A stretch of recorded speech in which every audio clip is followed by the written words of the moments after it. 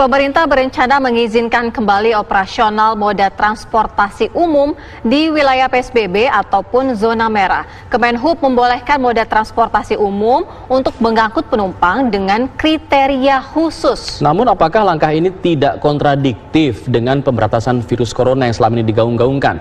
Bersama kami saat ini telah bergabung Ketua Umum Perhimpunan Ahli Epidemiologi Indonesia, Dr.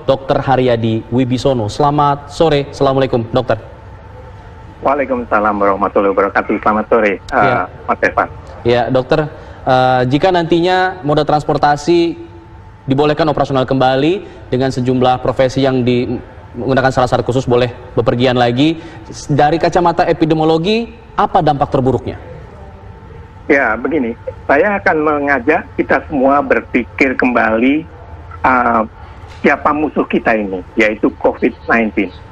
Di mana sifat dari COVID-19 ini bisa menular dari orang ke orang, kemudian bisa ditularkan melalui percikan ludah.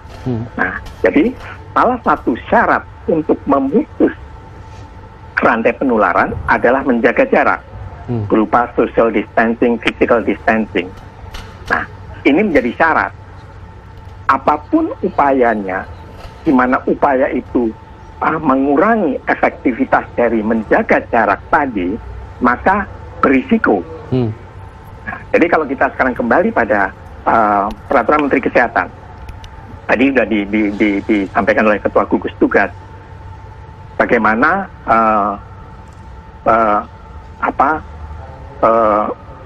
mudik tetap dilarang. Peraturan tadi, ya, itu bahwa di dalam Peraturan Menteri Kesehatan pasal 13 ayat 1 itu ada beberapa kegiatan yang harus dilakukan, yaitu saya mengambil huruf E, yaitu pembatasan transportasi. Pembatasan transportasi itu pada ayat 10 dinyatakan kecualinya adalah untuk memenuhi kebutuhan dasar. Baik. Dan tadi Ketua Gugus Tugas menyatakan pergerakan manusia itu harus berkaitan dengan upaya penanganan COVID ini. Dokter Haryadi, kita nanti akan lebih dalami mengenai pergerakan manusia, terlebih nanti angkutan umum akan beroperasi lagi.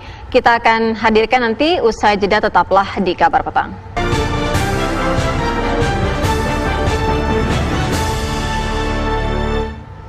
Anda kembali di Kabar Petang, kita lanjutkan dialog dengan Dr. Haryadi Wibisono.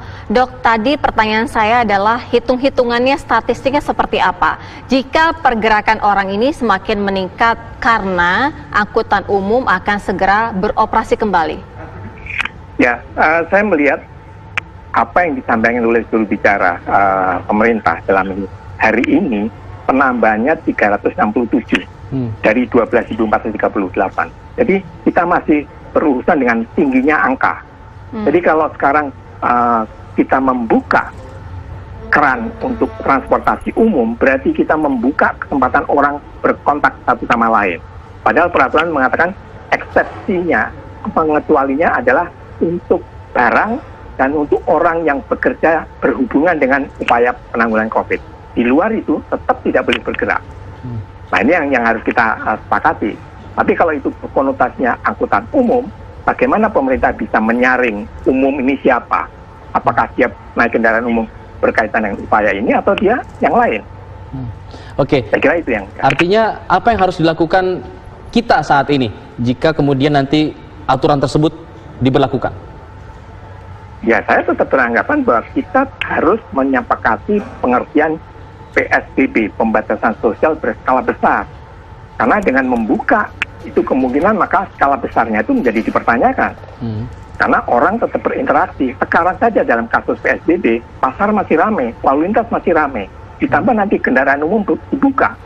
Saya agak meragukan itu bagaimana apakah pemerintah mampu menyaring pengguna kendaraan umum tadi adalah betul orang yang hanya akan berurusan dengan penanganan COVID. Bisa, semua orang bisa ikut naik nanti. Iya, artinya bagaimana cara yang paling tepat selain kedisiplinan dalam PSBB sehingga bisa menghentikan pergerakan orang?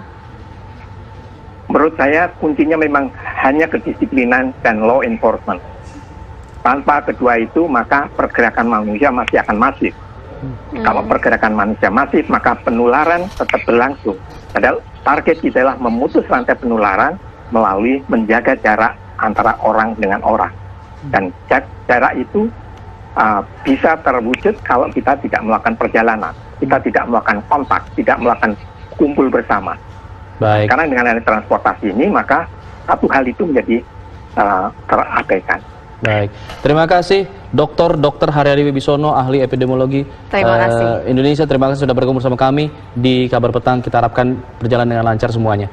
Terima kasih, dokter. Terima kasih. Pemirsa, kami jeda dulu. Kami akan kembali lagi sesaat lagi. Tetaplah bersama kami di Kabar Petang.